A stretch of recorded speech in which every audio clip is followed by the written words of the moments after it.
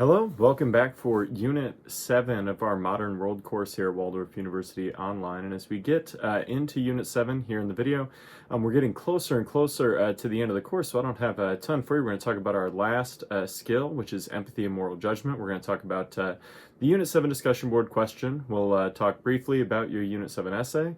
And then we will also talk about the end of course survey briefly. So here we are, we've made it. We're going to talk about his kind of some different empires this week, particularly over on the discussion board. But first we got to talk about our skill. Empathy and moral judgment is our skill for this week, and this is our sixth and final skill if we think all the way back through.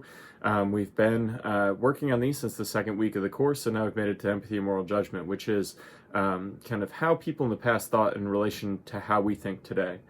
This is an incredibly important skill. It's difficult. It's good for anybody in any line of work or just in life in general. We have to be able to pass or kind of put ourselves in other people's shoes before we pass judgment. That's just one of the things I really want you to consider here, is that in the same way that we wouldn't like if somebody decided to make some judgments about us without trying to put themselves in our situation first or understand what we're going through, we want to do that also with historical people. We also should just want to do that with people in our day-to-day life. And some of us are better at this than others.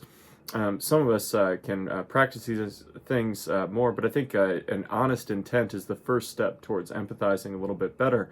And this is a skill that I think is incredibly important. So whenever we study the past, one of the things we want to do is not hold people to our modern standards without first consulting kind of what their society was like, what their culture was like, what political stresses and economic stresses they were under, what things went into how they thought about the world. All those things can help us with empathy and moral judgment. Your Unit 7 discussion board question is, in light of the relationships with European powers, what ways were the histories of China and the Ottoman Empire similar during the 19th century? How did they differ? So basically, you're just doing a compare and contrast here between the Ottomans and the Chinese empires during the 19th century or the 1800s. So as you take a look at this, we want to see how they're expanding or contracting, how they're interacting with their subject peoples as a part of their empires, and as well as how they're working with European empires and how those powers are coming to bear on these two other empires.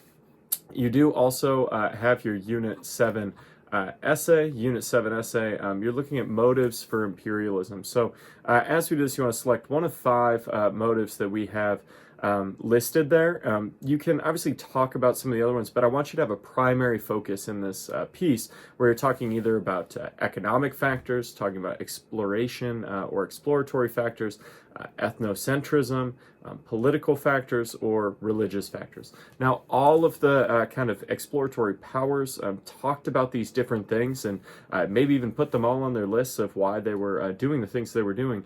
But I want you to focus on one as you develop your essay for this week. I think there's good descriptions in that course syllabus schedule of what those might look like and how you might use those to structure your essays. Again, make sure that you're bringing in outside information and that you are citing that information APA style. So a little bit drop off in that as we get to this point in the course. So please make sure we're still doing that. Also, you can complete your end of course survey this week. That's also under Unit 7. I use that feedback to both kind of create data of how things are maybe working or not working in these classes. As you've probably noticed, I try to do things a little bit differently than maybe some of your other online instructors.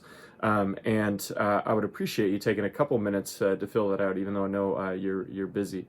So if you get a chance, please click that, take a couple minutes, fill it out.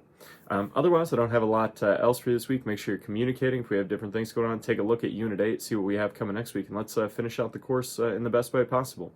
Thanks for the hard work you've put in up to this point. Look forward to the great things you're going to do this week. Good luck.